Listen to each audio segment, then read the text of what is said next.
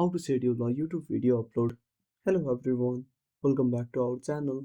So let's dive right in without wasting any time. Also make sure to watch this video till the end. So first of all, open up YouTube on your device. Now tap on the plus icon at the bottom menu. Now select videos, then select the video. Now tap on next at the bottom right corner.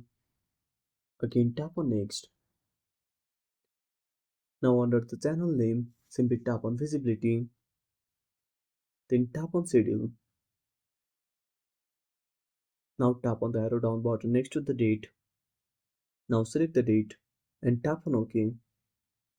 Now select the time, then tap on OK. Now simply go back and tap on upload. And that's it. Thanks for watching. Make sure to subscribe our channel and hit the bell icon. See you in the next video.